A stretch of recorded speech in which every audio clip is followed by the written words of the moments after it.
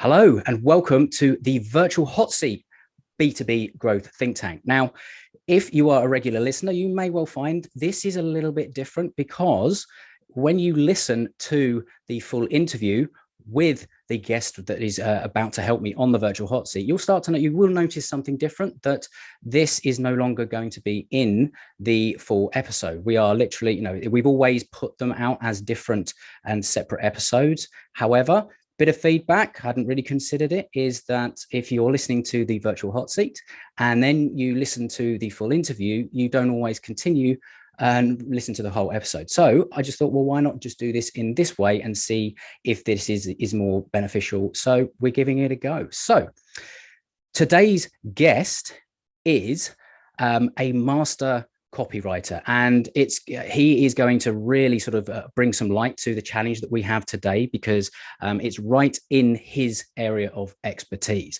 So this is founder of Game Conversions, Csaba Borzasi. Welcome to the virtual hot seat section of the B2B Growth Think Tank.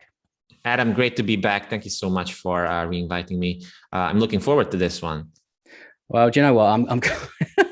I mean, this is the first time I've done this in this regard. And you say, well, for having me back, it's like, we are literally, we're continuing it. So it's kind of an interesting one of doing it. But anyway, that's just the way my brain looks at things anyway. So nobody turned up to listen to me rabble. So let's talk about the challenge that we've had in today. And as I say, it's right up your alleyway. And what we're going to basically do, again, this is something new to you guys listening, this is a section where somebody sends in a challenge or a question, or they want to understand how to maximize an opportunity that they're getting in their business. And you can mail into thinkttank@thinklikeafish.co.uk with your challenge if you would like to have it tackled on a future episode with a guest. So today's challenge, and we'll make some assumptions around this, is it's all about messaging. So this person has said, my challenge is making my message crystal clear to a potential client and making it stick. And I don't want to feel like I'm pissing people off with my message. How do I do so in a way that adds value, gets interest, and doesn't feel slimy? So first sort of reactions to hearing that, obviously we're going to make some assumptions and we're going to talk around the subject, but what do you hear when you hear that kind of comment, that kind of question?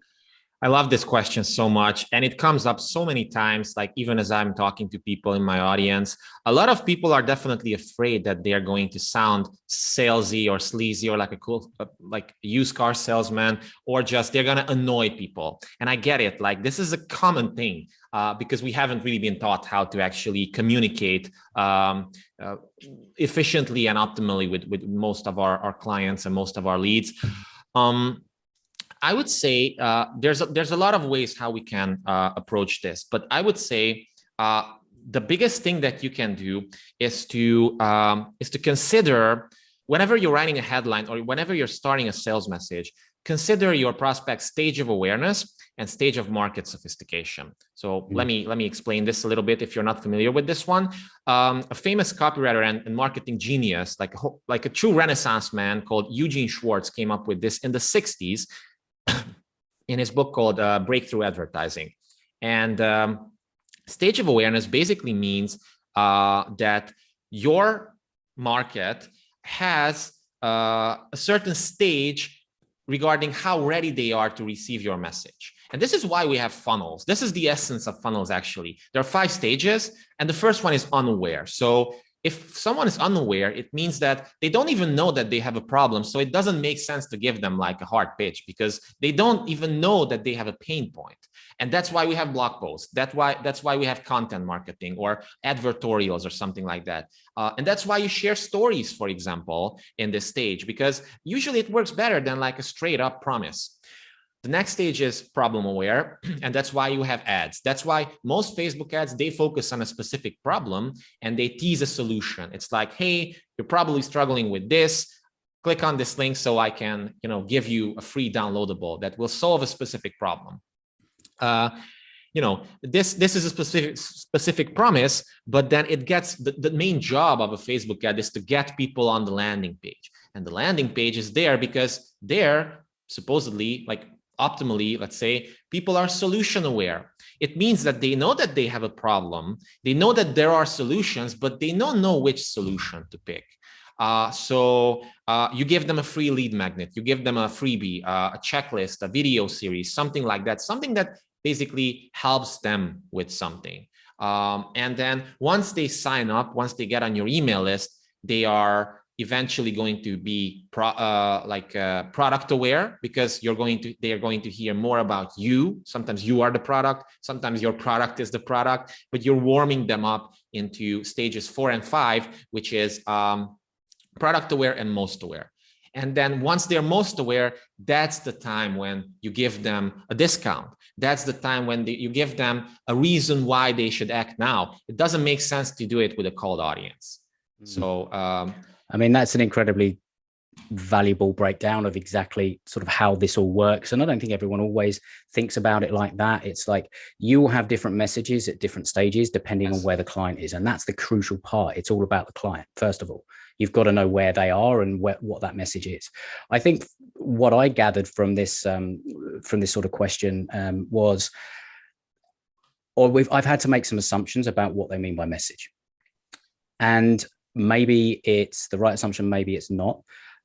I think maybe this person is doing something like maybe some outreach, could be trying to connect with people on social media or, LinkedIn or cold emails or something like that. There could be.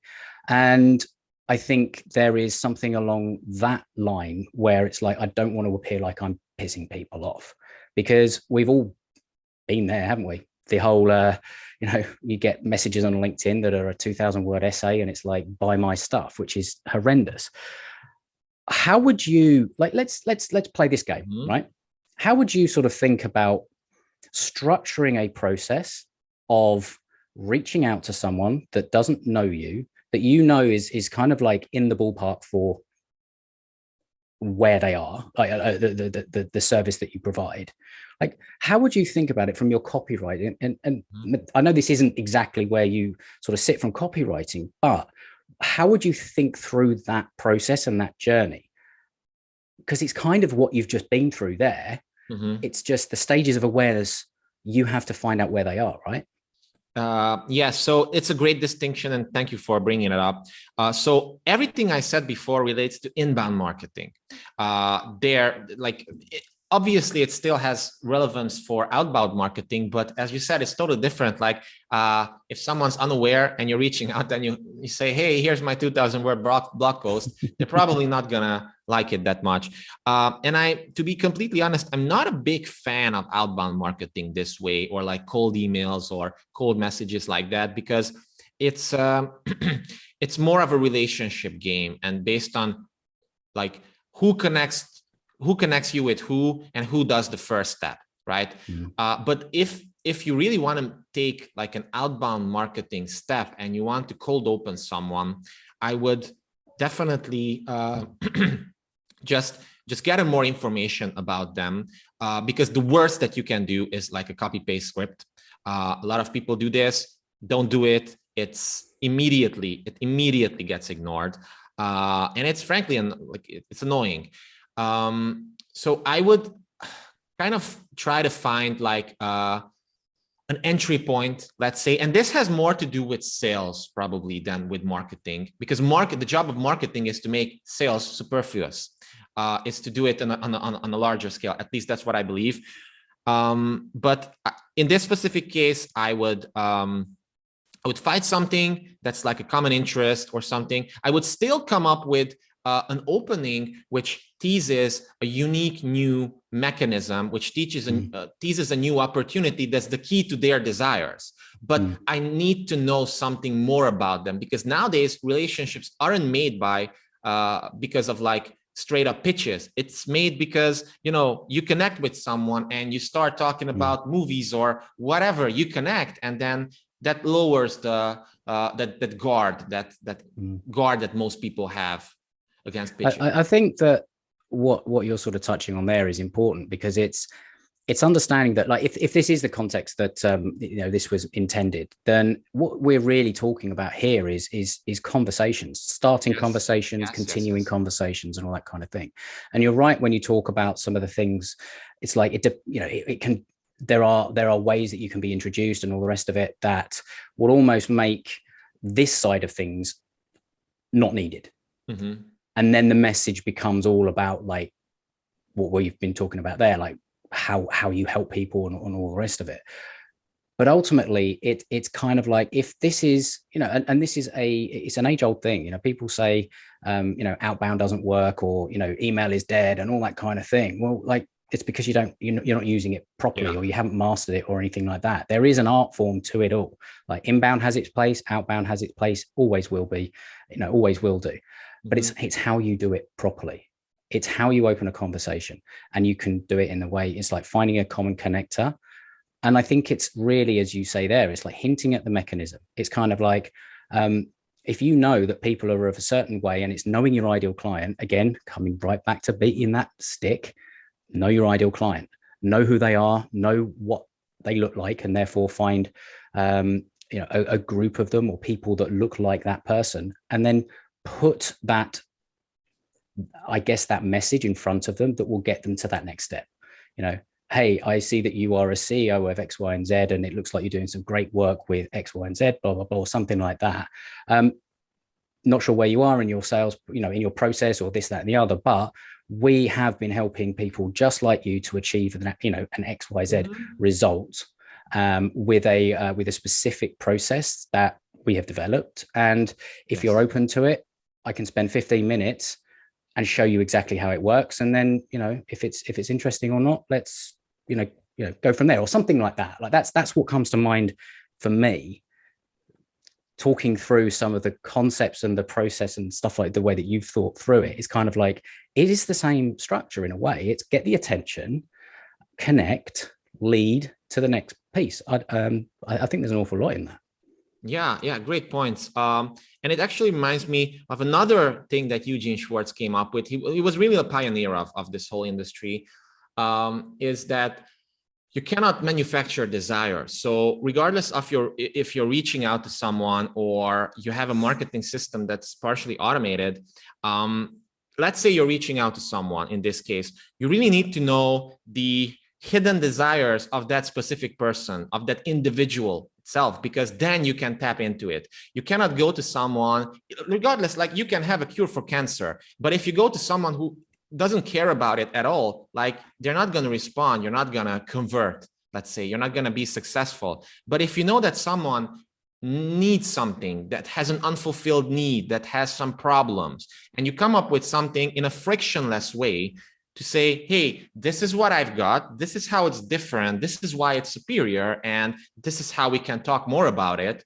then that will work pretty well, I would say. Yeah, that it's a very simple framework, but that is exactly, ultimately we're communicating.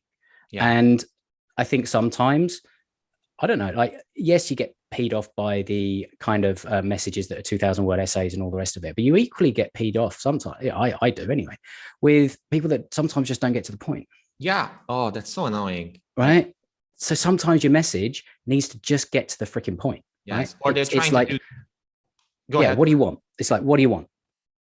Like, what do you, it's not, what are you trying to sell me? It's like, why should I give you any more of my time? Like, tell me, like, what's in it for me?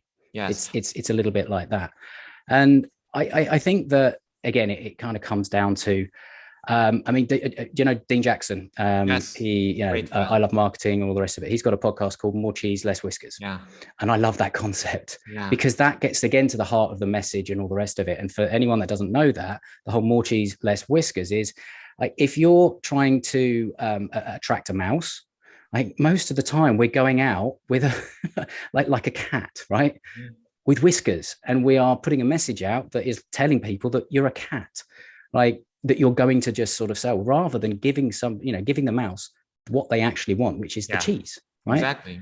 So thinking about it from that regard, it's like, what do they want? Like, what is it that you know about your ideal client that is going to get them to engage, but is not going to feel scary for them? Yeah, because exactly. that's the hardest thing. Yeah, I love it how you put it. Yeah. It's super important, and a lot of people totally mess this up. But it's if you do this subtle mindset shift, it will bring you more clients, more customers, more leads, definitely. But there's one more thing that's very important in this equation.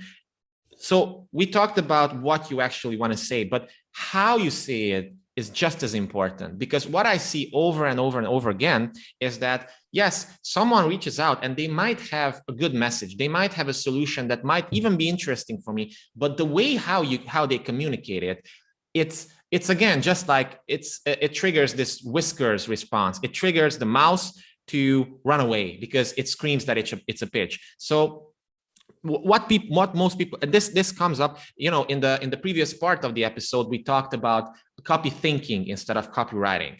And copy thinking is like, how can I communicate in a simple, direct, engaging, interesting way my idea?